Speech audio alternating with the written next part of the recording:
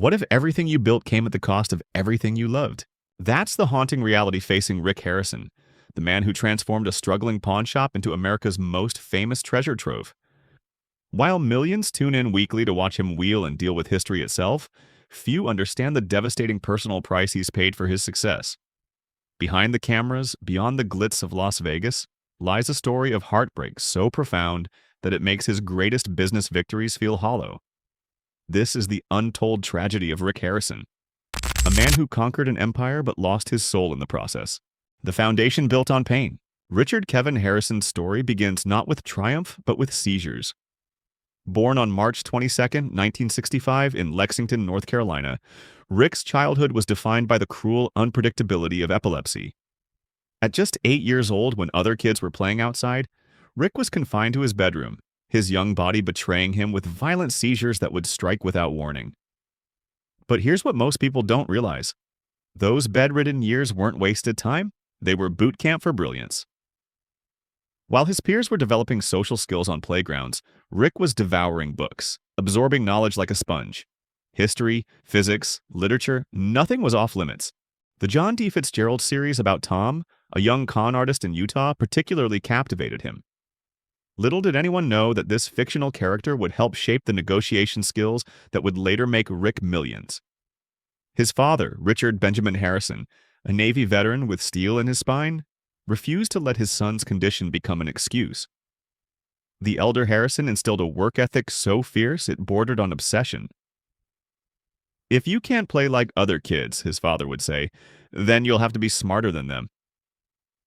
It was harsh medicine, but it worked. Rick emerged from those seizure-plagued years not as a victim, but as a weapon forged in the furnace of adversity.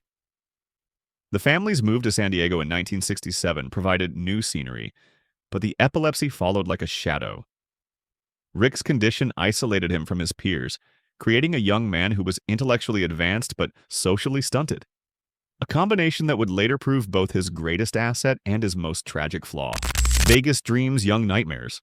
By 1981, the Harrison family's American dream had become a nightmare. Rick's father's real estate ventures in San Diego had collapsed spectacularly, leaving the family financially devastated. With nowhere else to turn, they packed their hopes and headed to Las Vegas, a city built on the premise that fortune could change overnight. Rick was just 16, but he was about to grow up faster than any teenager should.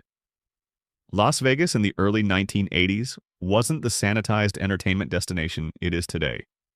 It was raw, dangerous, and unforgiving, a perfect match for the Harrison family's desperate circumstances. While his father scrambled to rebuild their finances, Rick found himself navigating adult responsibilities that would crush most grown men. At 17, Rick's girlfriend Kim became pregnant. Here was a kid who'd spent half his childhood battling seizures, now facing the prospect of fatherhood before he could legally vote. The pregnancy ended in miscarriage, a loss that Rick rarely discusses publicly, but that friends say haunted him for years. The pain bonded the young couple, and they married in 1982, determined to build something lasting from their shared tragedy. When Corey was born on April 27, 1983, Rick held his son with hands that trembled not from seizures, but from the overwhelming responsibility of providing for a family when he himself was barely more than a child. 2 years later, Adam arrived, and suddenly Rick Harrison, high school dropout, epileptic, teenage husband, was responsible for 4 lives, including his own. The marriage to Kim couldn't withstand the pressure. By 1985, they were divorced, and Rick found himself a single father working nights repossessing cars while trying to help his father establish their fledgling coin business. It was during this period that Rick developed the emotional armor that would later make him seem cold and calculating on television. But those who knew him then understood. It wasn't coldness, it was survival. Empire building, the price of success. The transformation from desperate family to pawnshop dynasty didn't happen overnight. It was forged through thousands of small victories and crushing defeats, each one teaching Rick that, in business, sentiment was a luxury he couldn't afford. The original gold and silver coin shop on Las Vegas Boulevard South was cramped, poorly located, and struggling to attract customers. But Rick had something his competitors didn't: an encyclopedic knowledge of history gleaned from those childhood years spent reading instead of playing. While other dealers focused purely on precious metal content, Rick could tell you the story behind every piece, making even the most mundane transaction feel like a history lesson. The real breakthrough came in 1989 when Las Vegas finally reached the 250,000 population threshold required for additional pawnshop licenses. Rick and his father had been waiting, planning, positioning themselves for this moment. When the opportunity arose, they pounced with the desperation of men who'd lost everything once and refused to let it happen again. The gold and silver pawn shop opened at 713 Las Vegas Boulevard South, and Rick threw himself into the business with an intensity that worried even his family. 18-hour days became the norm. Rick would arrive before dawn and leave after midnight, learning every aspect of the trade from jewelry appraisal to loan calculations. His marriage to Tracy, which began in 1986, started showing cracks under the relentless pressure of his ambition.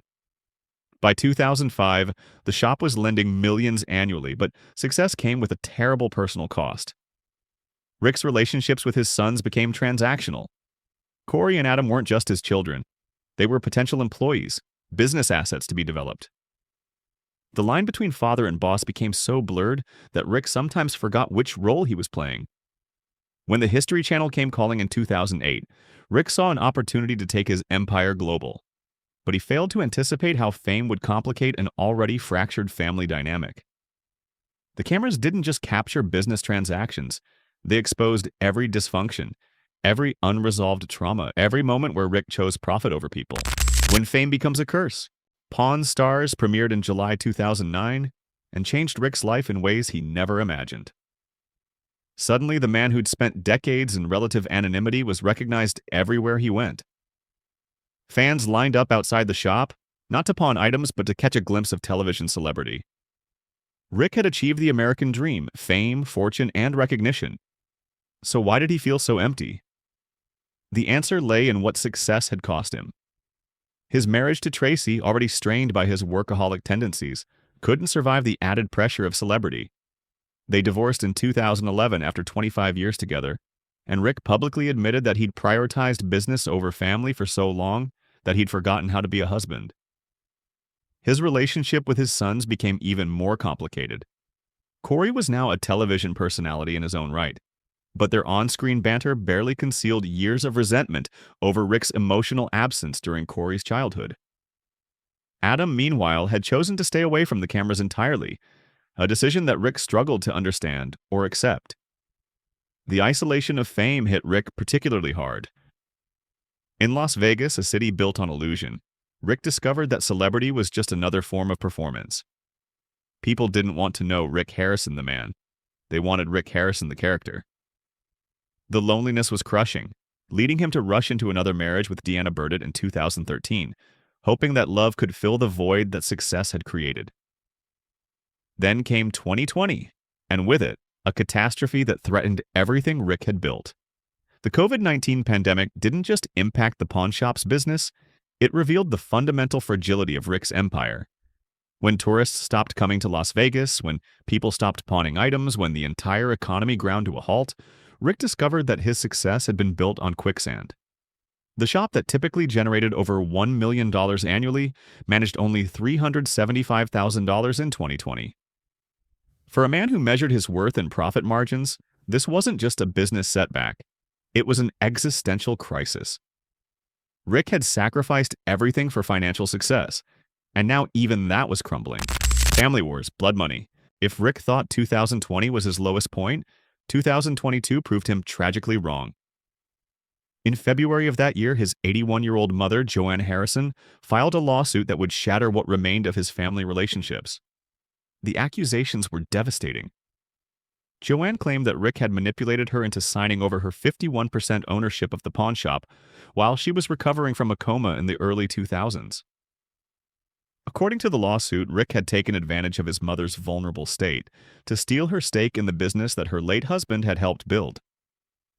The legal documents painted a picture of financial elder abuse that contradicted everything Rick had tried to project about being a family man. Joanne alleged that Rick had cut off her $25,000 monthly payments from her late husband's share of the business, leaving her struggling to pay for medical care that cost up to $155,000 per month. For Rick, the lawsuit represented the ultimate betrayal.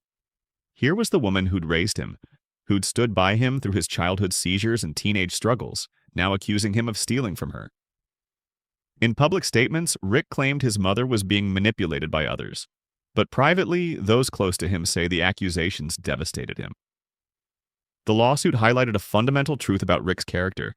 His single-minded pursuit of success had created a man capable of treating even his own mother as a business adversary. The seizure-ridden child who'd once depended on his mother's care had become a man willing to fight her in court over money. The case exposed Rick's marriages as equally transactional. His divorce from Deanna Burdett in 2020 was attributed to irreconcilable differences, but court documents revealed a man who'd become incapable of separating his personal relationships from his business interests. Each marriage had ended the same way, with Rick choosing the shop over the people who loved him.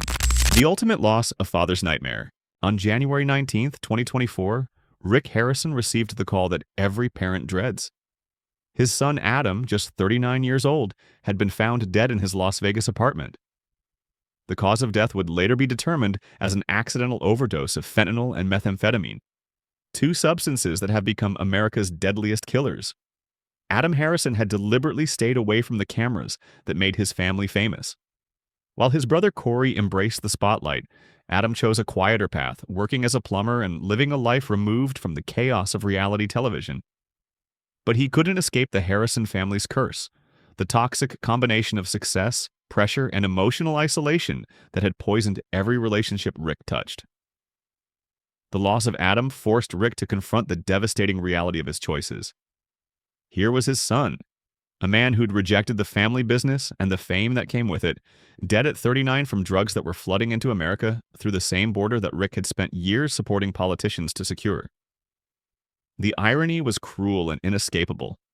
In interviews following Adam's death, Rick broke down in ways he'd never allowed himself to do publicly. "I think about him every day," he told Graham Bensinger, his voice cracking with a pain that no amount of money could heal. "There's nothing worse than losing a kid." For perhaps the first time in his adult life, Rick Harrison was completely powerless. His negotiation skills meant nothing. His historical knowledge couldn't bring Adam back. His business empire couldn't purchase another chance. The tragedy forced Rick to acknowledge America's fentanyl crisis, not as a political talking point, but as a personal catastrophe. The man who'd built his fortune on buying and selling pieces of American history was now living through one of its darkest chapters. Every day, over 70,000 Americans die from drug overdoses, and now Rick's son was part of that statistic.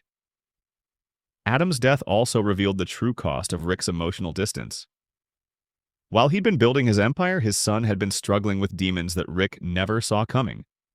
The man who could spot a fake historical artifact from across the room had missed the signs that his own child was in mortal danger. Conclusion and reflection. Today, Rick Harrison sits atop a business empire worth millions, with fame that extends far beyond Las Vegas and recognition as one of reality television's most successful personalities. He has everything the American dream promises: wealth, success, and celebrity. Yet by his own admission, he's a broken man. The seizures that defined his childhood have long since stopped, but Rick now suffers from a different kind of affliction: the knowledge that his relentless pursuit of success cost him everything that truly mattered. His father is dead. His son is dead. His mother considers him an enemy. His marriages have failed. The empire he built has become his prison.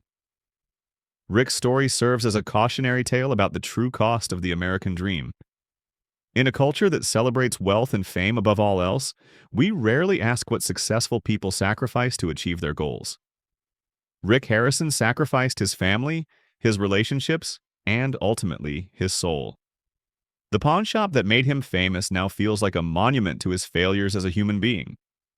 Perhaps most tragically, Adam Harrison's death has become a symbol of America's broader crisis. The fentanyl epidemic that claimed his life is claiming thousands more every month, often the children of successful families who thought their wealth could protect them from such tragedies. Rick's loss reminds us that no amount of success can shield us from the consequences of a society that's lost its way. As Rick Harrison continues to navigate his grief and rebuild what remains of his family relationships, his story stands as a powerful reminder that the things we pursue often come at the cost of the things we already have. In the end, all the gold and silver in his shop couldn't buy back a single day with his son, a lesson that millions of Americans might learn from before it's too late. The pawnshop king conquered Las Vegas but lost his kingdom in the process. The only question now is whether it's too late for redemption, or if Rick Harrison can find a way to reclaim what truly matters before the final deal is done.